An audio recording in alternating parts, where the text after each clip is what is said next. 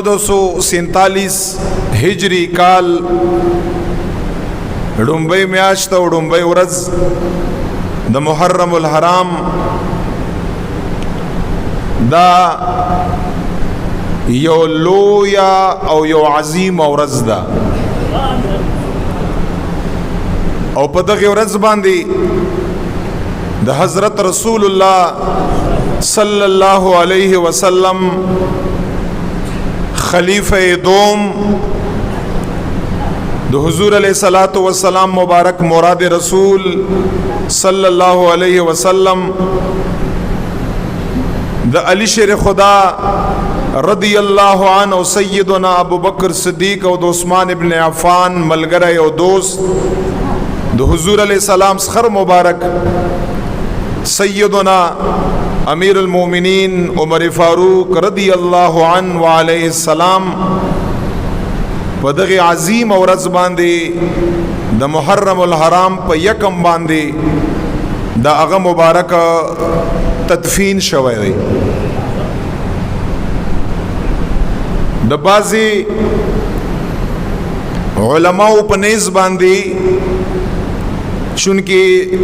په تاریخ لویو کتابوں کی دو علماء کرامو مختلف اقوال دی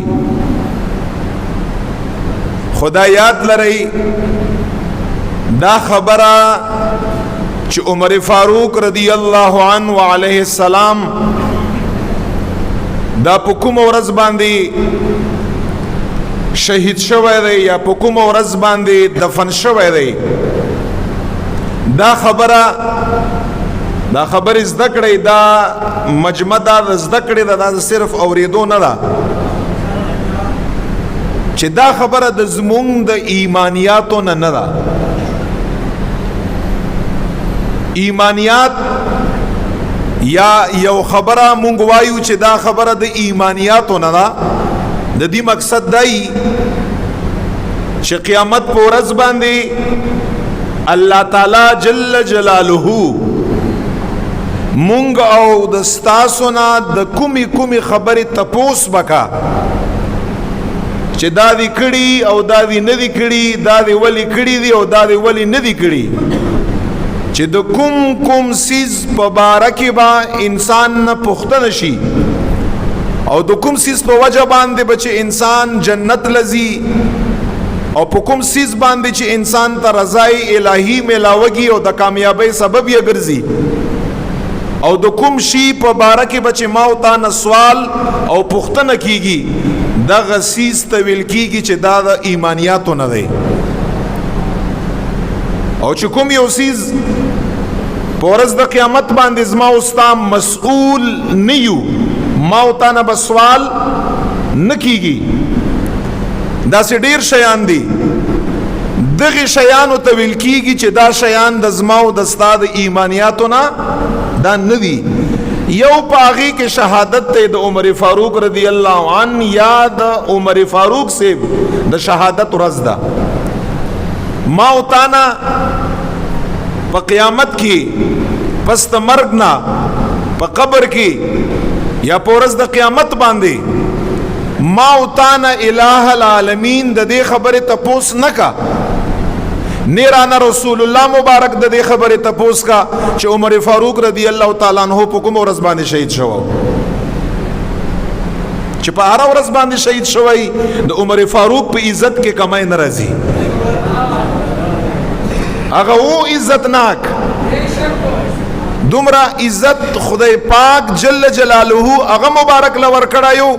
چې حضور مبارک په دې الفاظو الله نه اوغخته چې خدای اسلام لم د عمر فاروق په ذریعہ باندې عزت ورکړي کوم یو انسان چې کله په خپل باندې عزت والای هغه بل سیز له عزت ورکول شي چې کوم یو سیز په خپل باندې عزت والا نه هیڅ کله هغه بل سیز له عزت نشي ورکولای نو بیا د محبوب علی السلام خبره چې خدای پاک جل جلاله نه غواړي او په دې الفاظو باندې غواړي چې خدای عمر فاروق په ذریعہ باندې عمر فاروق سیب نو مخلی اللهم اعز الاسلام. خدای پاکا عمر فاروق رضی الله تعالی عنہ په ذریعہ باندې اسلام له عزت ورکړي، اسلام له سربلندی ورکړي، اسلام نورم اوچت کړي، د اسلام تبلیغ الہ العالمین د په ذریعہ باندې نورم عام کړي. تاسو اندازه ولګوئ چې دا شخصیت به څومره عزت والی. نن سبا دا خلکو یو انتشار او یو اختلاف برپا کړی دی، په دې ورځ باندې شهید دی او په دې ورځ باندې نه دی شهید او په دې ورځ باندې دفن دی. او کوشش دا کا اغوی به سوچ فکر دای چې یکم محرم الحرام په ورځ باندې کومنګ عمر فاروق شهید کړو، د عمر فاروق ته به عزت ملاو شي. او که په 26 یا په 27 باندې د عمر فاروق شهادت ثابت کړو،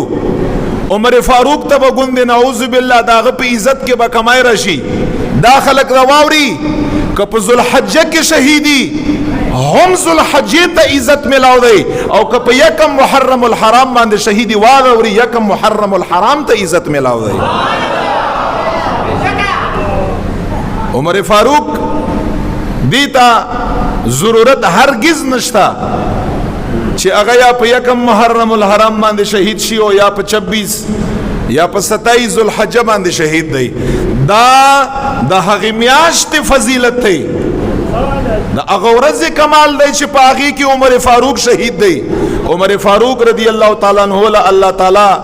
دومره عزتونه ورکړي دي، دومره تکریمات، دومره مرتبه، دومره د حضور علیہ السلام مینا محبت چې د دین پس نو عمر فاروق ذوالحجه ته ضرورت شتا او نو عمر فاروق یکم محرم الحرام ته ضرورت شتا. اسی یو انتشار خلکو جوړ کړی دی. مقصد دا خبره بالکل ذهن نه وباسه، مونږ منو چې هغه په یکم محرم الحرام شهید دی یا په 26 ذوالحجه یا په 27 شهید دی. هیڅ فرق د عمر فاروق سے په عزت کې ناراضي. دې کې څه خبره خلق ذهن کې بدار ازي کدا یکم محرم الحرام نا عمدغه رنگي ک پلسم عاشوره باندې سید الشهدا امام حسین علیہ السلام شهادت شوی. دا د امام حسین علیہ الصلوۃ والسلام په عزت کې د محرم د وجنا احترام کې اضافه نه شوی، بلکې لسمی عشری ل امام حسین علیہ الصلوۃ والسلام عزت او احترام ورکړی. دغه خلکو امت محمدی صلی اللہ علیہ وسلم کی چې انتشار نہیں پیدا کړی او اختلاف یې نہیں پیدا کړی، نعوذ باللہ او داغي پمنس کې تفریقه نہیں اچولی. دا خلق آگے پورے پا قلار باندې نکینی ځکه چې دغه خلقو ته فنډینګ شي باقاعده د دې خبرې. علما اولیاء صلحاء چې کوم سم خلق دي هغه هیڅ کله په امت کې انتشار او تفریقه نه شي، هغه هیڅ کله د دو مسلمانانو په منځ کې اختلاف نه خوخی، جداوالی نه خوخی، بلکې هغه ټول زندگی په دې کې تیر کا چې د دو مسلمانانو په منځ کې صلح راشي، اتفاق راشي، اتحاد راشي، جدائی په قربت او په نزدېکت باندې بدل شي، جګړه او بدرد په محبت باندې بدل شي. چې کوم علما دي، صلحا دي، اولیاء دي، نیکان دي، پاکان دي، هغه خلق دا کوشش دی چې د حضور علیہ الصلوۃ والسلام مبارک امت متفق او متحد کا هغه انتشار نه خوري. دی وجنا دی خبرو پسې مدرومي، دی خبرو پسې مګرځي. بس شکم تاریخ دی، مشهور مورخین دی، په هغوی کې اختلاف دی. څوک وایي چې د عمر فاروق رضی الله عنه وعلیه السلام شهادت دا په 25 باندې شوی ذوالحج، څوک وایي چې په 26 باندې شوی دی ذوالحج، څوک وایي چې په 27 ذوالحج، څوک وایي چې نن یکم محرم الحرام باندې. مختلف اقوال دي، چاته کومه خبره را رسیدلې دا هغه ته صحیح ښکاري، چاته کومه خبره را رسیدلې دا هغه ته صحیح ښکاري. په دې اختلاف کې هیڅ داسې د ایمان څه خبره یا د کفر څه خبره نشته، یا د عمر فاروق رضی الله تعالی عنہ مبارک پشان کې په دې سره هیڅ کمی نه راځي.